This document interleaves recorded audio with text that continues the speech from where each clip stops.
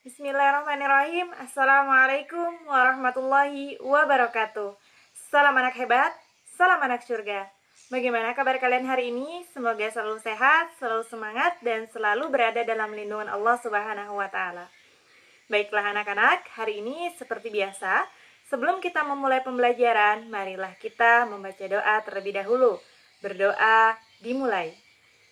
Bismillahirrahmanirrahim. Raditu billahi rabba wa bil islami dina wa bi Muhammadin nabiyya wa rasulah. Rabbi zidni ilma warzuqni fahma. Walhamdulillahi rabbil alamin. Alhamdulillah. Baiklah anak-anak, hari ini kalian bersama dengan Ustazah Rusmi akan belajar mata pelajaran fikih. Dan untuk mata pelajaran fikih hari ini kita akan memasuki pelajaran 1. Sekarang silahkan ambil buku fikih kalian, kemudian bukalah buku fikih kalian di halaman 2. Hari ini kita akan masuk pelajaran 1 tentang bersuci dari haid. Nah, berbicara tentang haid, ini memang terjadi hanya kepada perempuan. Namun yang laki-laki, ikhwan sholih, bahwa bukan berarti materi ini atau ilmu ini tidak penting buat kalian. Ingat bahwa suatu saat kalian akan menjadi seorang ayah.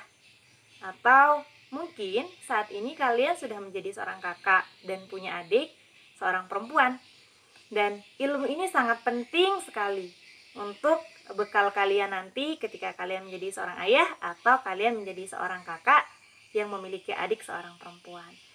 Dengan ilmu ini kalian akan bisa memahami seperti apa ibu kalian, ya, apa yang terjadi kepada ibu kalian ketika haid atau apa yang akan terjadi kepada anak kalian nanti. Baiklah anak-anak, terutama untuk yang sholihah, ini sangat-sangat penting untuk kalian.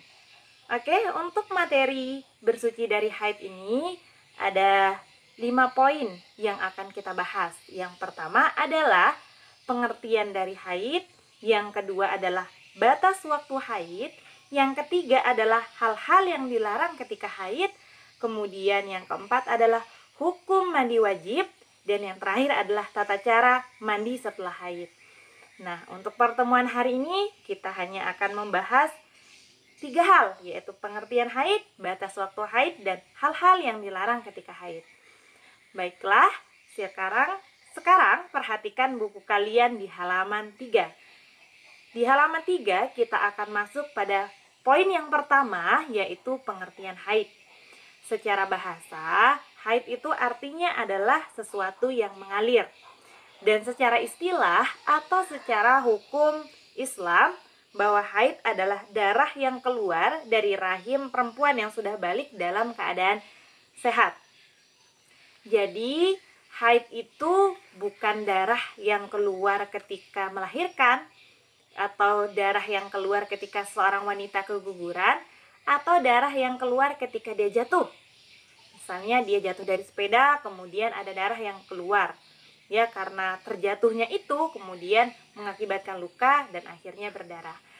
Itu bukan darah yang seperti itu yang dimaksud dengan darah haid. Tapi darah haid ini adalah darah yang keluar secara normal dari rahim perempuan. Jadi hanya perempuan yang akan mengalami masa haid ini. Kemudian yang kedua adalah batas waktu haid. Nah anak-anak, umumnya atau normalnya wanita itu haid ketika dia berusia 9 tahun ke atas. Dan haid itu akan terjadi setiap bulannya. Namun setiap wanita itu akan berbeda-beda. Ada yang kemudian haidnya itu keluar hanya 1 hari 1 malam. Ada yang kemudian 3 hari, ada yang kemudian 5 hari, ada yang kemudian 7, atau bahkan yang paling lama adalah 15 hari. Jika haid itu keluar dalam hari ke-16 atau di hari ke-16, maka itu bukan lagi darah haid ya anak-anak, tapi itu disebut dengan darah penyakit atau darah istihadah. Nah, biasanya di usia 45 sampai 55 tahun ke atas, itu akan memasuki masa menopause. Apa itu masa menopause? Masa menopause adalah masa di mana haid itu akan berhenti untuk selama-lamanya. Jadi, wanita itu tidak akan haid lagi untuk selama-lamanya.